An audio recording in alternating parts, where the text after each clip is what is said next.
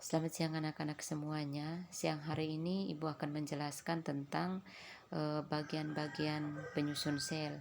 Walaupun sudah dijelaskan oleh kelompok 4, namun Ibu perlu jelaskan eh, Ibu perlu jelaskan lagi supaya kalian lebih pahami tentang bagian-bagian penyusun sel. Oke, yang pertama, bagian penyusun sel yang pertama adalah dinding sel. Nah, seperti yang kalian lihat pada gambar bahwa sel ini merupakan lapisan yang terluar dari sel. Dinding sel ini merupakan lapisan terluar dari sel, di mana dinding sel ini berfungsi sebagai penyokong, yang berikut sebagai pelindung, yang ketiga sebagai pemberi bentuk. Dan dinding sel ini ditemukan pada tumbuhan, fungi, bakteri, dan dinding sel ini tidak dijumpai pada sel hewan. Sehingga ketika kita melihat dunia tumbuhan sangat berbeda dengan hewan, di mana ketika kita melihat tumbuhan itu dia tidak dapat berpindah tempat, berbeda dengan hewan. Nah, mengapa seperti itu? Karena dinding sel ini tersusun atas selulosa sehingga dia tampak kaku, kuat, dan keras. Berbeda pada sel hewan tidak tersusun oleh selulosa sehingga bentuk selnya fleksibel dan tidak kaku. Dan berikutnya, fungsi dari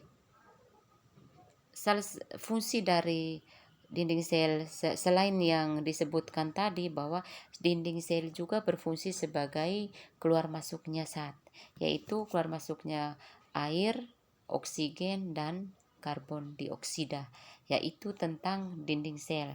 Berikutnya kita melihat tentang membran sel.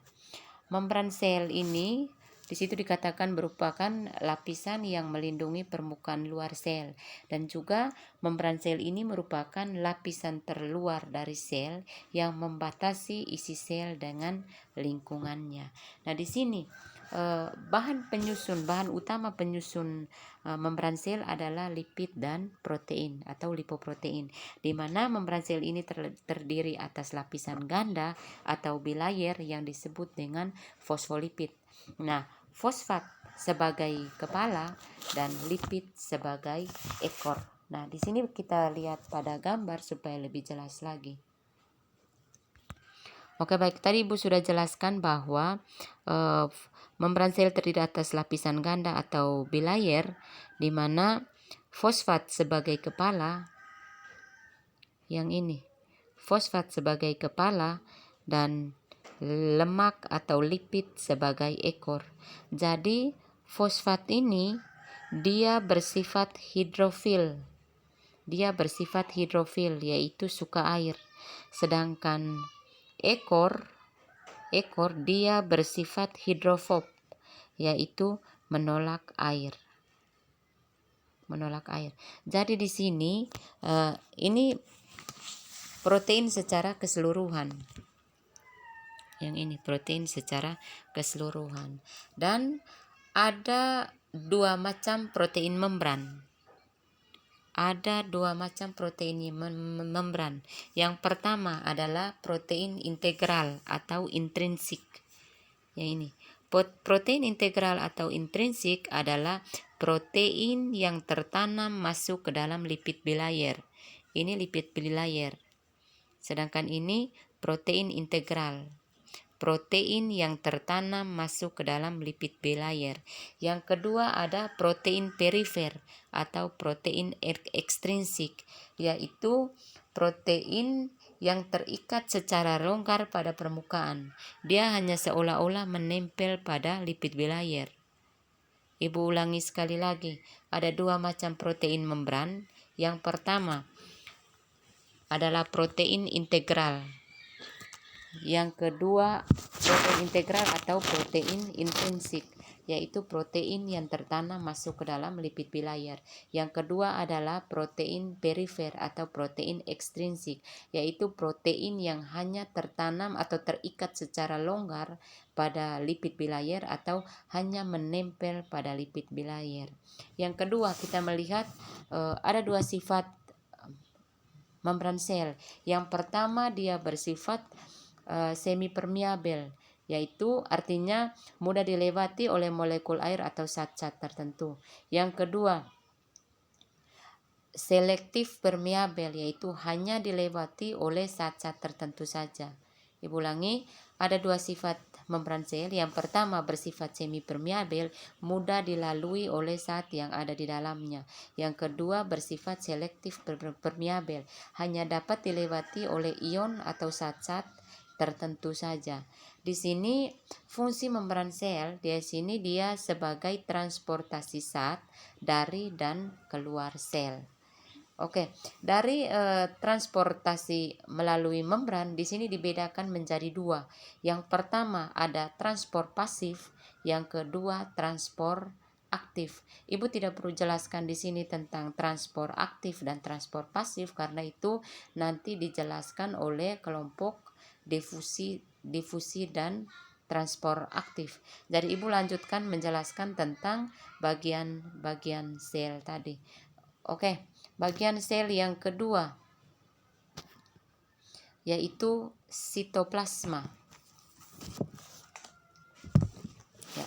Sitoplasma merupakan cairan sel yang berada di luar inti sel yang terdiri di atas air dan zat-zat yang terlarut serta organel-organel lainnya.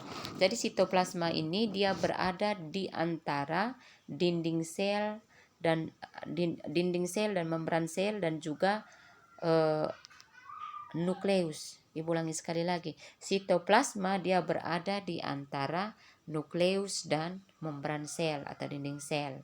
Jadi sitoplasma ini merupakan organel yang berada di antara tadi, di mana di dalam sitoplasma dia terdapat selain air, zat, dan juga ada organel-organel sel yang ada di dalamnya, yaitu seperti retikulum endoplasma, ada Golgi, ada ribosom, lisosom, mitokondria, vakuola, plastisida, dan sentriol. Nah, kita perlu melihat satu persatu yaitu organel-organel yang ada di dalam sitoplasma. Yang pertama ada retikulum endoplasma. Nah, retikulum endoplasma adalah organel yang berbentuk anyaman membran seperti jaring atau jala. Jadi retikulum endoplasma ini dia letaknya berada di luar nukleus. Ya, dia berada di luar nukleus yang merupakan tempat melekatnya retikulum endoplasma. Perlu kalian perhatikan di gambar bahwa retikulum endoplasma ini sangat dekat dengan nukleus dan retikulum endoplasma ini menempel pada nukleus. Dan fungsi dari retikulum endoplasma ini sebagai transportasi zat. Dia diibaratkan dengan jalan raya, sehingga ketika misalnya kita ingin bepergian, pasti kita misalnya ke sekolah, ke masjid, ke gereja, atau kemana saja, berarti kita akan melewati yang namanya jalan raya. Begitu juga di dalam sel, ketika zat-zat yang dibutuhkan di dalam sel akan menuju ke organ-organ tertentu, berarti dia melewati retikulum endoplasma. Karena fungsi dari retikulum endoplasma ini sebagai transportasi zat. Ya, retikulum endoplasma ini selain dia menghasilkan, dia juga mengedarkan dan juga menyimpan produk-produk yang dihasilkan oleh retikulum endoplasma ini. Dan retikulum endoplasma ini ada dua. Yang pertama retikulum endoplasma kasar dan yang kedua retikulum endoplasma halus. Nah, apa yang membedakan antara retikulum endoplasma kasar dan retikulum endoplasma halus? Nah, kalian perlu lihat seperti yang ada pada gambar. Nah, ini retikulum endoplasma kasar dan retikulum endoplasma halus. Nah, tadi sudah Ibu katakan bahwa retikulum endoplasma berdekatan dan menempel pada nukleus. Ini nukleus, ini retikulum endoplasma kasar, ini retikulum endoplasma halus. Nah, apa yang membedakan antara retikulum endoplasma kasar dan retikulum endoplasma halus? Retikulum endoplasma kasar dia ditempeli oleh ribosom. Ini, dia ditempeli oleh ribosom. Jadi bintik-bintik kecil ini itu adalah ribosom. Sedangkan retikulum endoplasma halus dia tidak ditempeli oleh ribosom. Oke, Ibu jelaskan lebih lanjut mengenai, kita lihat yang pertama retikulum endoplasma kasar. Retikulum endoplasma kasar tadi sudah dijelaskan bahwa dia ditempeli oleh ribosom sehingga berfungsi untuk menghasilkan protein. Nah, hasil dari sintesis protein dia disimpan di dalam retikulum endoplasma kasar. Nah, ketika sewaktu-waktu retikulum endoplasma kasar yang sudah menghasilkan protein, protein ini dibutuhkan oleh organ-organ lain sehingga protein ini akan membentuk retikulum endoplasma ini akan membentuk vesikula, kemudian vesikula itu akan memuat protein, kemudian dia akan menuju ke badan Golgi. Nah, organ-organ yang membutuhkan protein yaitu adalah sistem pencernaan, yaitu pankreas, lambung, usus halus dan juga hati. Nah, kira-kira di sini, kira-kira bagaimana cara menyalurkan protein yang sudah terbentuk itu akan beredar ke seluruh tubuh. Jadi protein yang sudah terbentuk, ya, protein yang sudah terbentuk, saya perhatikan di sini, ini protein yang sudah terbentuk. Nah, retikulum endoplasma kasar akan membentuk seperti vesikula. Vesikula ini adalah kantong-kantong kecil. Ini vesikula. Kemudian setelah dia mentranspor keluar, ini transport keluar, dia akan menuju ke badan Golgi. Di badan Golgi vesikula ini ditampung, kemudian dikeluarkan. Nah, dan badan Golgi ini disebut sebagai distribusi, sehingga ketika tubuh membutuhkan protein, sehingga dia membentuk vesikula, kemudian vesikula ini akan keluar, dan ini dia keluar ini dari proses eksositosis. Jadi proses kelompok eksositosis nanti akan menjelaskan kembali tentang hal ini. Jadi ini berawal dari protein yang dihasilkan oleh retikulum endoplasma kasar. Nah, ketika dia sudah terbentuk, ulangi sekali lagi, ketika dia sudah terbentuk, maka dia akan membentuk vesikula. Vesikula ini kemudian membawa protein ini menuju ke badan Golgi. Dari badan Golgi, dia disimpan, kemudian ketika tubuh membutuhkan, maka vesikula ini akan menghantar ini ke luar tubuh yang membutuhkan. Jadi proses dari badan Golgi ini mengeluarkan vesikula tadi berupa protein dengan kegiatan eksositosis. Jadi kelompok yang menjelaskan tentang eksositosis nanti menjelaskan kembali tentang apa yang Ibu jelaskan ini. Oke, berikutnya itu mengenai retikulum endoplasma kasar. Yang kedua, retikulum endoplasma halus. Nah, retikulum endoplasma halus ini dia seperti yang Ibu jelaskan tadi, yang membedakannya yaitu dia tidak ditempeli oleh ribosom, sehingga retikulum endoplasma halus itu kelihatannya tampaknya halus bagian luarnya. Retikulum endoplasma halus ini berperan dalam sintesis dan juga transportasi glikogen, lemak dan steroid. Itu dari retikulum endoplasma halus. Berikutnya, bagian yang berikut adalah tentang ribosom. Oke, ribosom.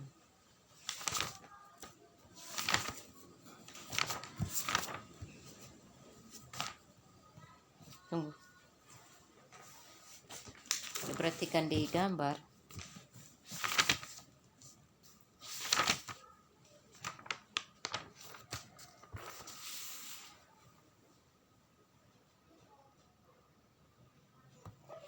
Di sini gambarnya kurang jelas sehingga Ibu jelaskan saja tentang ribosom.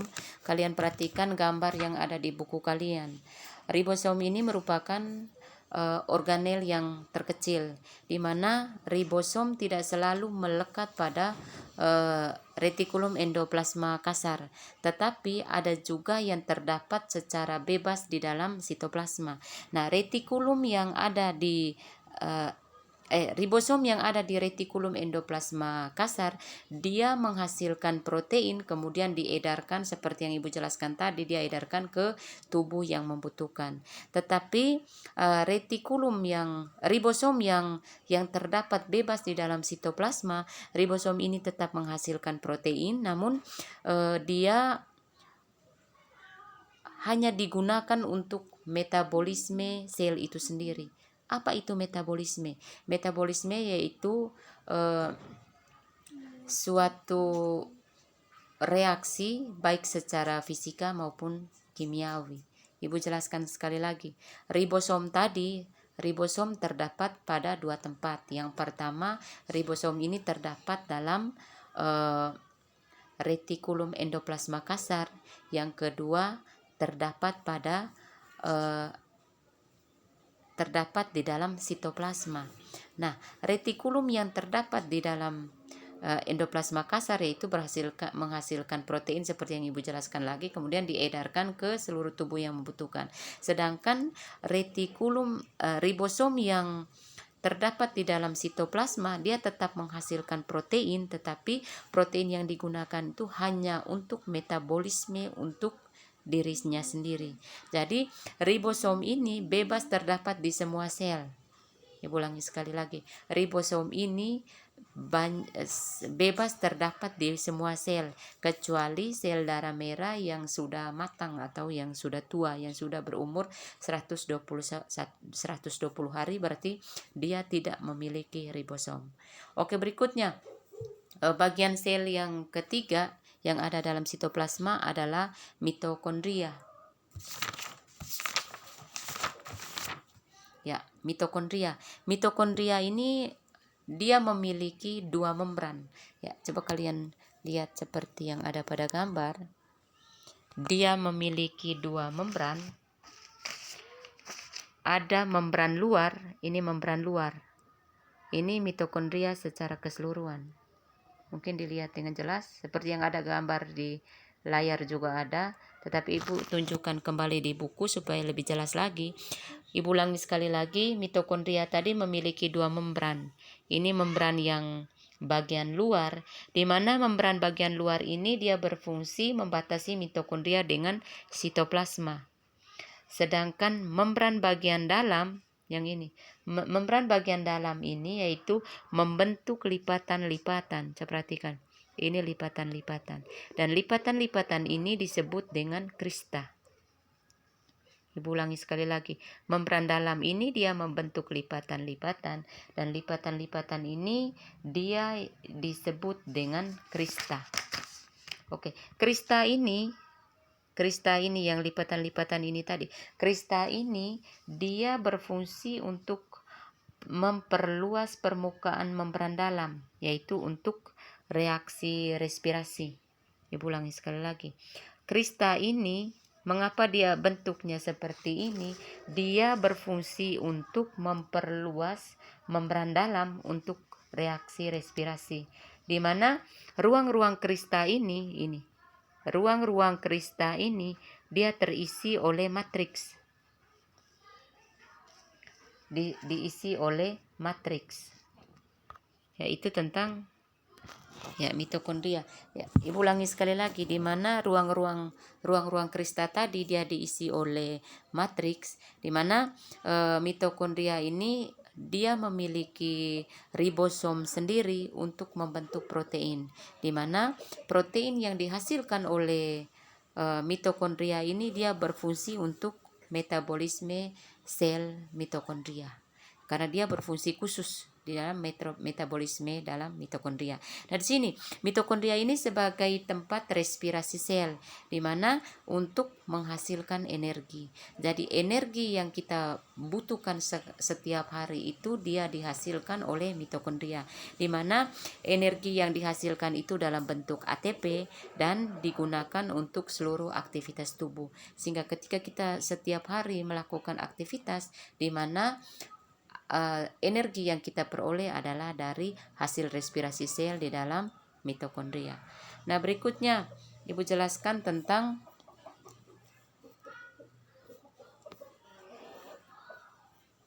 Ibu jelaskan tentang badan Golgi. Badan Golgi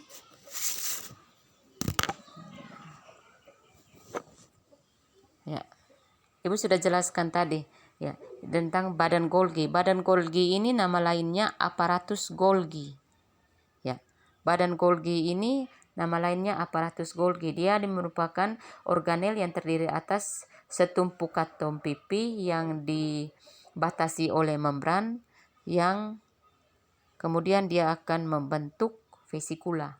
Nah, pada sel tumbuhan badan Golgi ini disebut dengan diktiosom. Nah, fungsi badan Golgi yang pertama, dia menyimpan hasil sekresi sel seperti protein yang dihasilkan oleh retikulum endoplasma. Yang kedua, menyimpan protein yang dihasilkan oleh retikulum, kemudian dia akan membentuk vesikula. Vesikula itu kemudian dia ketika tubuh atau organ tubuh membutuhkan protein, maka dia akan mentransport dengan cara eksositosis, yaitu dia menghantarkan protein yang dibutuhkan tadi ke organ-organ yang membutuhkan. Ya, berikutnya ada lisosom. Kalian lihat sendiri ya, karena Ibu tidak gambar di buku yang Ibu punya ini tidak terlalu jelas, sehingga kalian lihat sendiri di buku kalian tentang lisosom. Ya, lisosom ini merupakan organel yang kecil yang dibungkusi oleh membran dan berisi enzim-enzim hidrolisis. Nah, enzim-enzim hidrolisis ini berfungsi untuk reaksi yang menyebabkan molekul melekat pada reaksi yang menyebabkan molekul melekat dengan penambahan molekul air. Jadi di sini enzim-enzim hidrolisis ini salah satunya selain dia membunuh kuman, yaitu yang terdapat pada sel darah putih, juga untuk sebagai lisosom, bagaimana cara jelasnya? Lisosom ini berfungsi untuk menghidrolisis. Dia mampu menghancurkan zat-zat tertentu, di mana dia mampu menghancurkan zat seperti protein, kolesterol, dan juga karbohidrat. Nah, lisosom ini hanya terdapat pada sel hewan, di mana lisosom ini sangat banyak jumlahnya pada sel hewan, di mana pada sel hewan, di mana sel hewan ini mampu untuk fagosit, di mana fagosit ini hanya terdapat pada sel darah putih, sehingga jika di dalam tubuh kita terdapat kuman, maka yang memfagosit itu adalah lisosom, di mana dia mampu untuk membunuh kuman-kuman yang masuk. Nah, ketika dia sudah membunuh kuman-kuman yang masuk, kuman-kuman itu dikeluarkan dari dalam sel tadi dari peristiwa eksositosis seperti yang Ibu jelaskan tadi. Dan di sini contohnya, jika suatu sel mati, maka lisosom tadi akan pecah, kemudian dia akan melepaskan enzim-enzim itu yang mencerna atau menghancurkan sisa-sisa sel mati tadi, atau yang disebut dengan autolisis, kemudian keluar melalui peristiwa eksositosis. Jadi kuman-kuman yang masuk itu ketika dia sudah dihancurkan, maka tentunya dia akan dikeluarkan baik melalui kegiatan-kegiatan dari sekresi, dari misalnya melalui urin, ekskresi melalui urin, atau dia melalui keringat, Ya, dia keluarnya dari peristiwa itu tadi. Ya. Berikutnya ada plastida. Organ berikut ada plastida. Oke, plastida merupakan organel di dalam sitoplasma di mana dia memiliki fungsi khusus. Di mana plastida ini hanya ditemukan pada sel-sel tumbuhan dan berdasarkan pigmen yang dikandungnya, plastida dibagi atas 6. Ya, dibagi atas 5. Yang pertama adalah kloroplas, di mana kloroplas ini dia mengandung pigmen klorofil sehingga berwarna hijau. Berikutnya ada kromoplas. Kromoplas yaitu mengandung pigmen karotid sehingga berwarna jingga atau kuning keemasan. Yang berikutnya ada peoplas yang mengandung pigmen ficosantin sehingga berwarna coklat. Yang yang keempat rhodoplas yaitu mengandung pigmen ficoritrin sehingga berwarna merah. Yang berikutnya ada leukoplas yaitu tidak mengandung pigmen sehingga tidak memiliki warna. Jadi plastisida ini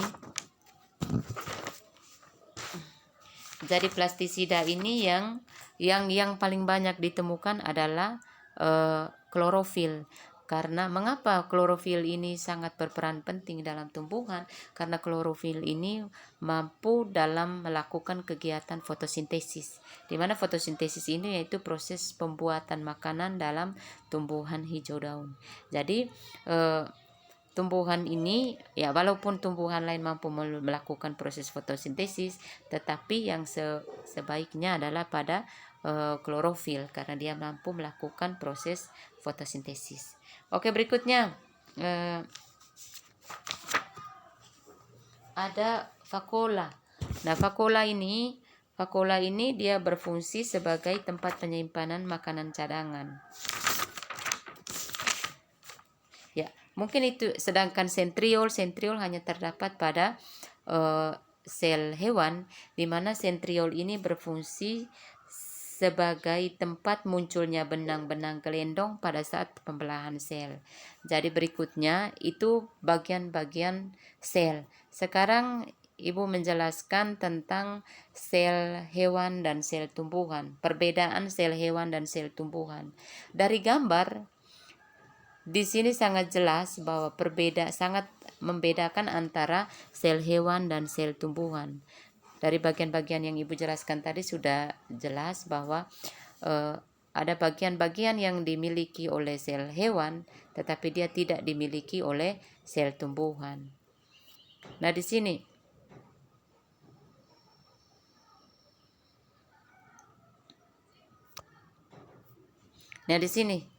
kita lihat bahwa yang pertama, sel hewan dia tidak memiliki dinding sel, tetapi pada sel tumbuhan dia memiliki dinding sel. Yang berikutnya, pada sel tumbuhan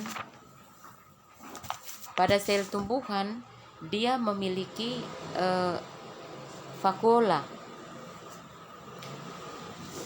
Vakuola yang dimiliki oleh dinding tumbuhan dia sangat besar, sedangkan vakuola yang dimiliki oleh sel hewan dia sangat kecil. Sehingga vakuola ini berfungsi untuk menyimpan cadangan makanan, sehingga kebanyakan cadangan makanan pada sel tumbuhan itu lebih besar. Contohnya saja pada padi. Yang kedua, ribut. Oke, baik. Yang kedua contohnya pada umbi. Sehingga kadang-kadang kita manusia atau hewan sering mengambil cadangan makanan yang dibuat oleh tumbuhan sebagai makanan pokok manusia. Contohnya beras, apalagi umbi-umbian, dan juga pada buah-buahan juga bisa, sayur-sayuran. Karena itu saat makanan yang kita peroleh dari tumbuh-tumbuhan. Sedangkan pada sel hewan dia memiliki vakuola yang sangat kecil dan tidak bisa membuat makanannya sendiri. Berikutnya pada sel hewan dia memiliki sentriol, sedangkan pada sel tumbuhan dia tidak memiliki sentriol, di mana sentriol tadi tempat munculnya benang-benang gelendong dalam proses pembelahan sel. Berikutnya, pada sel hewan, pada sel tumbuhan dia memiliki plastida, sedangkan pada sel hewan dia tidak memiliki plastida. Seperti yang Ibu jelaskan tadi, di mana plastida ini merupakan plastida ini merupakan tempat di mana dia memiliki klorofil, di mana plastida ini bagian dari kloroplas, di mana plastida ini dibagi 3. Yang pertama ada kloroplas, yang kedua ada kromoplas, yang ketiga ada leukoplas. Di mana yang memiliki kloroplas yaitu dia plastida yang mengandung klorofil. Yang kedua kromoplas yaitu plastida yang berwarna kuning, jingga, dan merah. Sedangkan leukoplas yaitu tidak berwarna, dan dari sini dia berfungsi sebagai tempat cadangan makanan. Jadi itu yang membedakan antara sel tumbuhan dan sel hewan. Ibu ulangi sekali lagi, yang membedakan antara sel tumbuhan dan sel hewan ada 3. Yang pertama ada lisosom dan sentriol, yang kedua ada dinding sel, yang ketiga ada vakuola. Yang hanya ada pada sel tumbuhan ada 3, yaitu dinding sel, kloroplas, dan vakuola. Sedangkan yang hanya ada pada sel hewan yaitu ada lisosom dan sentriol. Mungkin itu saja penjelasan dari Ibu. Kalau ada pertanyaan bisa kalian kirim lewat via pesan suara. Terima kasih untuk hari ini. Sekian.